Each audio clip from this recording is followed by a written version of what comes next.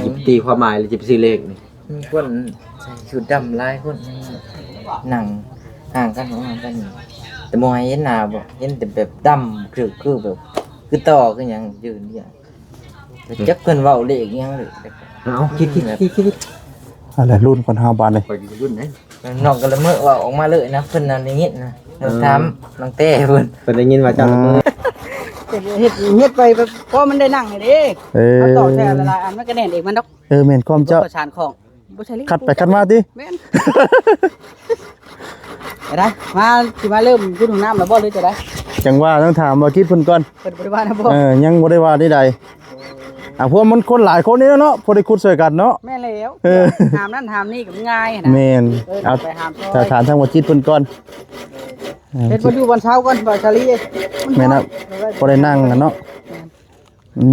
ว่าแล้วค่อยสิเอาทีมสร้างเพิ่นมาเฮ็ดเรือนปลาแก้วนี่เด้ครับก็ต้องมีบรรจุบรรเช้าโอ้น้องแบกกับป้าให้เพิ่นอยู่เฮาเฮ็ดเพิ่นแล้วครับนั่งทางนี้เนาะแต่ว่าเรื่องสร้างในเพิ่นสิดำเนินการบ่ได้จ้ะว่าทำเพิ่นแล้วเรียกมื้ออื่นแล้วสิให้เพิ่นมามื้ออื่นโอ้เห็นสร้างร่วมงานกับข่อยนี่ก็แต่ข่อยว่าสิมาเคลียร์ตัวนี้ออกก่อนแฮนี่บ่แม่นเอาไปทันว่ามันเป็นพื้นที่เฮาขุดเสาขุดหยังเด้โอ้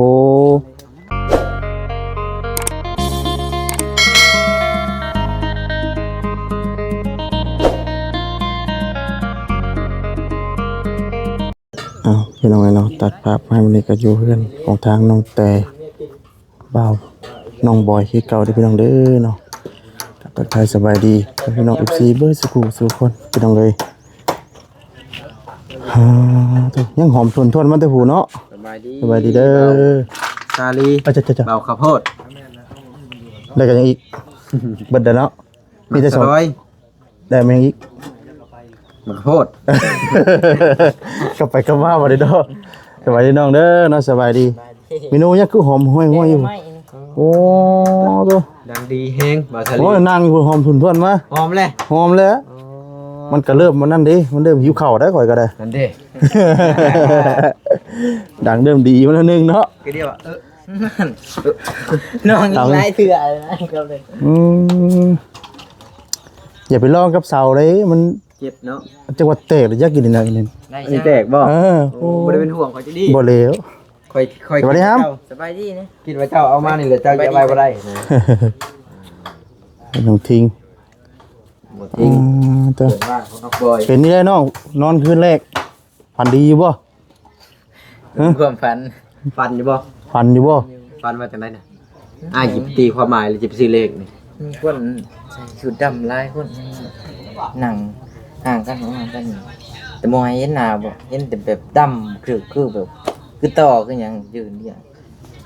จักเพิ่นเว้าเลขหยังเลยเอาคิด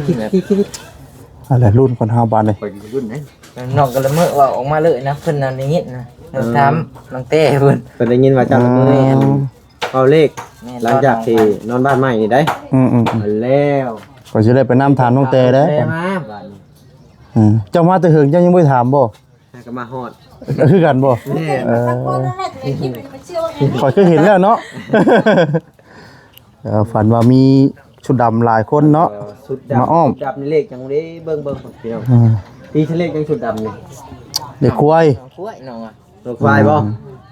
เด็กควายเด็กนาคเด้นาคดำดำเนาะสีดำเอามาทะเลบ่น้องบ่อีกาดำอีกาบ่มีตีบ่มีบ่มีเลกาเอาไปเอาไปน้องเลยเนาะเดี๋ยวสิถามน้องเต้เพิ่นเดี๋ยวถามน้องเต้เพิ่นมาก่อนเพิ่นยังเอาเพิ่นไปใส่ก็เอาจะอมเรือพระคะบ่คะบอกภาษาไทยนะเอาภาษาลาวกับพระคะเก่งน้ำไม้เนาะน้ำไม้กินเที่ยงเฮ็ดยังมื้อนี้เดดเนาะมื้อนี้เนาะเดดว่านี่ล่ะเปิดทางนี้เห็นยังจดแจทางนี้เนาะเบิ่งก่อน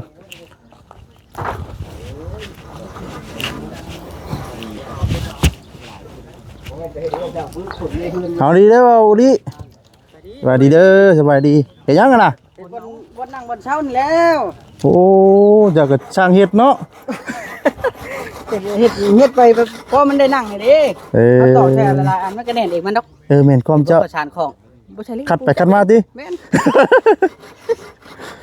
ได้มาสิมาเริ่มขึ้นของน้ำแล้วบ่หรือจะได้ จังว่าต้องถามว่าคิดเพิ่นก่อน เปิดบริวารนะบ่ ยังบ่ได้ว่าใดๆพวกมันคนหลายคนนี่เนาะพอได้คุดช่วยกันเนาะ แม่นแล้ว เออ หามนั่นหามนี่ก็ง่ายนะ แม่น เอา เอา ไปหามซอย ถ้าถามทางว่าจิตเพิ่นก่อน เฮ็ดบ่อยู่วันเช้าก่อนบ่ชาลี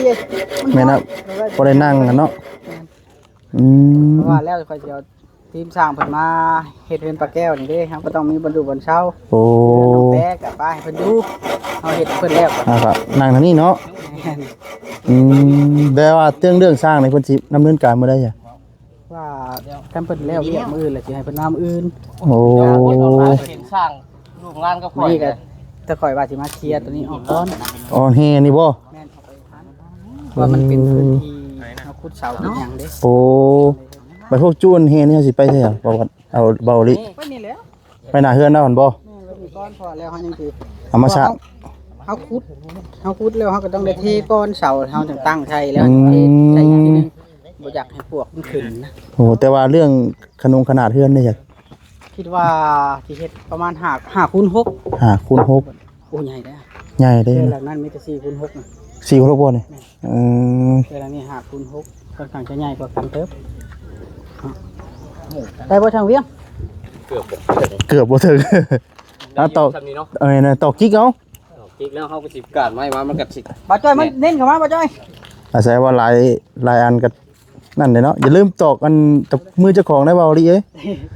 คอยละ ตอกด้วยมือ คอยตอกเรื่อยแล้วคอยตบมือเจ้าของนี่อย่าลืมยิงเขียวเด้อว่าเบาลิ อย่าฮุบ เออ เฮ้ยมีดวะเฮ้ยแต่นี่มันอยู่เนาะ โอ้ตอกแม่นเนาะเจ้าเนาะ แม่นได้ โอ้แน่นอน ละเอีย ดิ ดนะบ่ตอกตัวนั้นก่อนตอกใน บ่แล้วมาเอาตะปู สวัสดีเด้อเนาะทั้งบ่าวบอยพี่น้องเอ้ย บ่ได้ บ่จอยบ่จอยเนาะบ่ผิด บ่จอยจะแนวได้ หลายคนเนาะทั้งนั้นกับพ่อแพทย์เนาะสวัสดีเด้อ ได้เลยได้ปูตอก เอาไปมาเน้นได้นี่ บ่ต้องใส่กันนะครับ ไปกันนะแม่น เป็ดคือเจ้าเว้านะชานของคือของเอ้าเฮ้ยเป็ดคือชานของเห็นได้เนาะ เห็นมีเล็กกับปูที่เล็กดิ ยังอยู่ ถึงบ่ เฮ้ย มินก็จะมันนักแน่มันฮุบ มาก่อน มันบ่ฮอดได้ทางนี้นะ โอ้มันเอาไปลายโพดเดียวเลย มันบ่ฮอดได้ทางนี้นะ รอดไรวะ มันบ่ฮอดน่ะนั่นเดียวนึง ได้มันหอมหนักจังหน่อยทางนั่งตกได้เนาะ ไงต่างคนเด้นเนาะ ไหนวะ มันมินบ่ได้ทางนี้ได้ ให้มันเด้งวะดันเขาได้บ่ บ่ได้แล้วมันตัวนี้มันสั่นกว่า แล้วเข้าหลายเลยเอาตะตก พอดีเลยเพียง ได้ดี ได้อยู่ เอาเลย กันพอดีนะได้กันทำนี้ จิกเฉยเลย ได้ตอกเลยตอกตัวขาดก่อน เอ้าประเภทสบายดี สบายดี สวัสดีเด้อ สบายดีได้แล้ว สวัสดีเด้อเพ่ เลย ว่าคุณป้าอ่อนแท้สวัสดีเด้อประเภท ดังนั้นพอมันพอ นั่นบ่ นี่เฉย นะอย่าให้แต่จ่ายทั้งลุมอย่าไปเฮ็ดมัน เห็น จ่ายไปทันได้ใช่ เห็นว่าเน้นก็อยากลองเนาะลองไหน เลยใช่มุมขอบมุมนั่นละ บ่แล้วเอาปูน้อยกว่านี้ได้มาตอง ปูหกดีบ่ได้ตะปูแปด ถามก็ได้ สามแล้วมีแต่ตะปูหกมาที่ตอกซอย ไอ้เอาตะปูฉาบอันนี้มันก็2เส้นแล้ว บอลปูใหญ่โคตรห่วงนะซอยกันเท่านั้นเร็วไว โอ้สามัคคีคือพลังเลยเนาะ เนี่ย เดี๋ยวหน่อยบ่าวทารีบ้านแล้วเดี๋ยวเราอยากนั่งนั่นเด้ เอาดีๆได้อคอยน้ำหนักหลายซับ เอาต้องเฮ็ดใหญ่ๆไว้ แน่นหลายผู้หลายคนเนาะ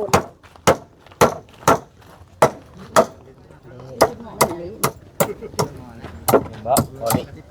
เอาตะปูหกดอกกระโดด ใช้ตะปูหกนะนี่วะเอาเลยโหดเอาดิฮะซื้อมา2 โลเสือเฮียนตอกน้ำ เพื่อยันต่ออุ้ย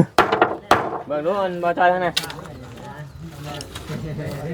ไปได้เก็บบ่ มันพอดีเด้อ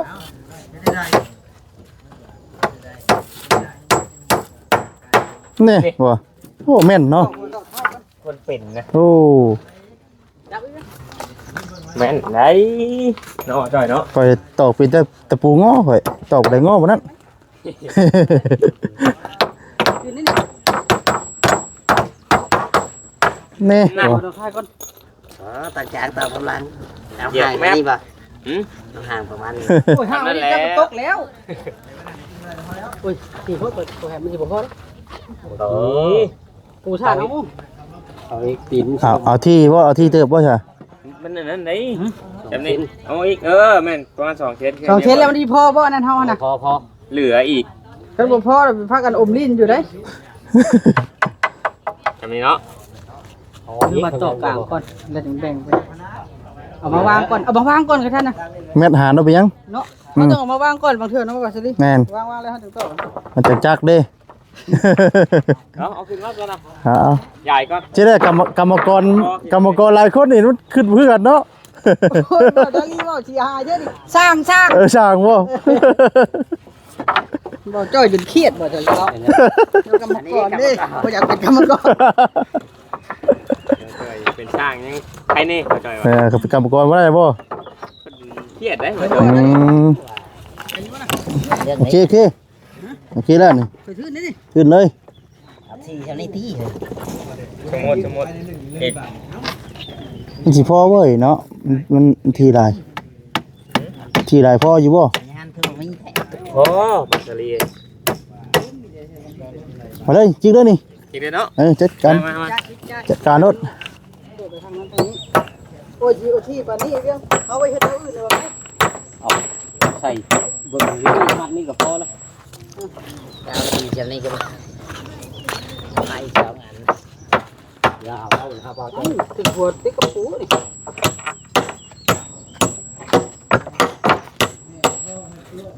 เงินนาดีเยอะนี่ลงมาเยอะนี่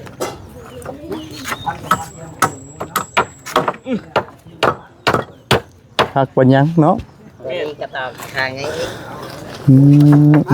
เอาให้ทางนั้นรอรีบเฮ็ดเรียกก่อนเดี๋ยวขอชิมมานั่งบัดนี่ เลยเอาพี่ก่อนบัดนี่พี่น้องเลยเนาะเด้อมาพี่บัดนี่มา โอ้ยขอพิกรรมแล้วบ่ได้ข่อย มา พิ ยัง กรรมแล้วข่อย ยังพี่กรรมนะ ข่อยได้ยินกินผักคาแล้วข่อยพิกรรมแล้ว สวัสดีน้องเด้อเนาะสบายดีคัดจังหวะเด้ค่อยนะ อัดจังหวะเขากำลัง หวาน หวาน บ่มื้อนี้นะข่อยสิให้น้องเพิ่นหอมแก้มกันมื้อนี้แต่ว่า คือ เพิ่น ใน ดี คลิป กัน ข่อยบ่ ข่อยยังบ่เห็นเด้ บ่แม่น แต่ว่าดีกันแค่คือต้องหอมแก้มกันได้เนาะ เสือกกันเด้ดิ อ่า ใช่ปะข่อยมีหลักฐานอยู่นะ นี่เด้นี่พี่น้องนี่นี่นี่ ก็ นี่หอมกันหอมกอดกันพร้อมน้ำหวานสลีเนาะนี่เนาะ ใช่ นี่ โอ้เดือมเนาะ นี่ บ่ บ่เห็นบ่ เห็นอยู่มันเดือบย้อนแสงบ่เป็นหยังบ่เป็นหยังเด้อให้เพิ่นหอมใหม่นะ ลองดูซะหลายๆคนก็อยากเห็นใน อ่า เอาจุจีมาใส่เนาะ มันคล้ายๆแบบบอมคือกันบ่กับบ่าวสลีกับบ่าวแอนโฮมเมียเนาะ เย็นบ่คือกันแล้ว คือนะ เฮ้ยมันปองพอแล้วมันสิบ่แซ่บเด้ เก่งเอาบังเนาะ ประชายังน่ะ มึงจะก็ไปซื่อๆเด้อข่อยก็ได้ นั่นดิอย่าไปให้หลุดมือได้พี่น้องเอ้ยเอาพากันแบ่งข้าวแบ่งน้ำกินรถเด้อ เด้อ เที่ยงแล้วพากินข้าวรถจน กิน เจ็บ อะไร คอ นะ อีกนะ จะไหนกระเพาะขึ้นอีกเนาะ จนกระเพาะขึ้นมามันยากพี่น้องเอ้ยนั่นแหละซีมอีกแหละ อย่าบ่เสียบนะใส่เป็นนวดในร้านจังเสียบนะ มันนุ่มได้กัน อันนวดเหรอบ่ พังอีกบ่พอยัง พอแล้ว พังใช่ไหมพังมักกะโหลกงัว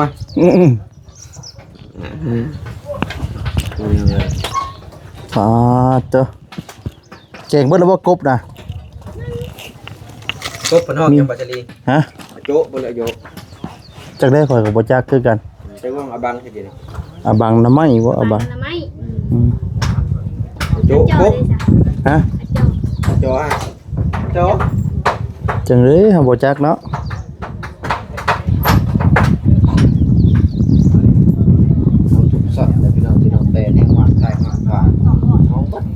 เอาเบิดบ่ เอาเบิด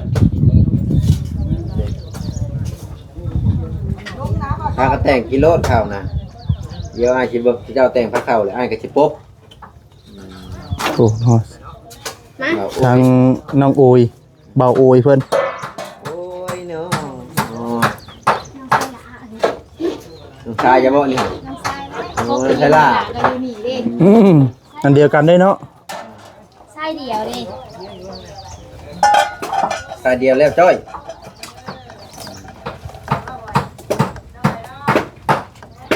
จักว่านี่นะเฮ้ยจักกระมงเสียงแม่แบบตอนว่านะ เป็นได้ชันน้องอันบอยเพิ่นฝันขึ้นนี่น้องแต่ ไอ้น้องแท้น้องบอยพันยังคืนนี่น่ะ เป็นละมือยังก็ยังบ่แล้วได้เฮายังสิมาถามอยู่นี่ พันนั่นได้น่ะเพิ่นว่าพันเห็นคนใส่ชุดดำมาแล้วเพิ่นละมือบอกเลขเพิ่นว่านะ เห็นไปถามน้องแต่ เจ้าเป็นคนที่ ได้ยิน ได้ยิน มันมีกระหัว เออ นุ่นสิ อ้าว กระหัว แปลว่าเลขยังบ่นี่ จังแล้ว อ้าว มีแต่หัวว่าซั่น เจ้าหัว ดีใจกัน มีแต่หัวตัวบ่มีหั่นนะ เดี๋ยวเพิ่นดีใจแบบถือกันนะก็เลยว่าหัวฟันคือว่าเนาะดีกันได้เด้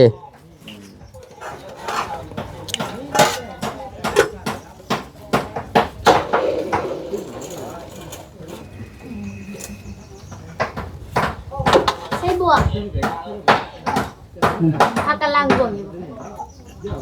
Đá này, thượng này. คือไซส์ Này tuổi. ดื่มดังบวงบ่ตำอีกเด้ ตามตลอด ต้มน้ำบ่สลี ตำหมวกได้กินอีกได้บ่ได้หัวถือหัวค่อย บิ่นนะ อันนั้นโอ้บ่ได้ห่วงข่อยบ่ บ่อะไร ห่วงนี่บ่โอ้ยตาย นี่ อ่ะ ก็จะตำเด้อบ่หอดจิบข้าวเด้อนี่ บ่ได้ได้ สูง ตำคนพิษ สูงนะบ่ได้ได้สูงอีเนาะ จะมี บวก หอดจิบพงจิบข้าวได้นี่นะ บวกเฮาลงมา3กัน ท่อน แสดงว่าไม่ได้ห่วงหัวคนน้องห่วง โอ้คือไปได้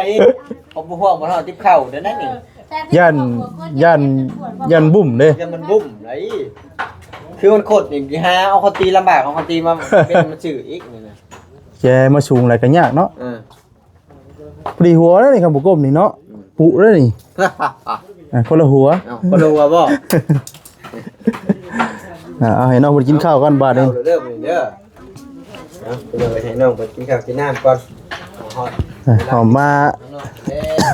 ดุนเบิ่งก่อนพี่น้องนะว่าทางบ่ติดเพิ่นสิเอาแห่ทรายมาบ่มื้อนี้พี่น้องเอ้ยเนาะจังได๋ก็รอติดตามนํกันเด้อพี่น้องเด้อเนาะก็เรื่องมันแห้งนะเพิ่นสิเอามาส่งอยู่พี่น้องเพราะว่ามันอย่าว่ามันลมเนาะติดลมพี่น้องเอ้ยเนาะ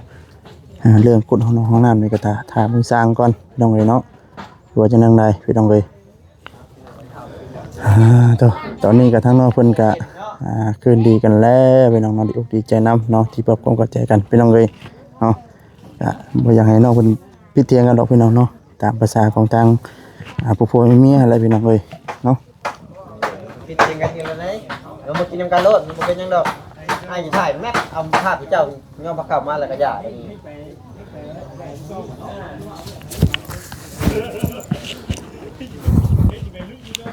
ลงบอยกินแล้วนะไปไอ้ถ่ายแป๊บเดียวไอ้นี่เลยนี่ถ่ายสดสื่อได้ติดกล้องมาอยู่เอาเดี๋ยวจะได้ ป่า นั่งลง ไปพี่น้องเอ้ยเนาะ พี่น้องตอนนี้ข้างนอกเป็นการดังจากสีแดงเขาไหม้มาก แซ่บ กันกินข้าวเนาะพร้อมหน้าพร้อมตาใส่น้ำแน่แล้วก็บ่าวโอ้ยน้ำแน่ครับ ไปใส่พี่น้องนำลาไปก่อนเนาะผิดพลาดประกันใดตัวขอไปพี่น้องเด้อเนาะคำจาทางวัดสดีเนาะพระบุญนันทูเนาะขอโทษขอไปนำพี่น้องเอ้ยนำลาไปก่อนแล้วเนาะฝากกดไลค์กดแชร์กดติดตามด้วยพี่น้องเด้อเนาะสบายดีอยู่ดีมีแฮงเบ้อทุกท่านทุกคนเนาะพี่น้องเอ้ยเนาะสบายดีพี่น้องเอ้ย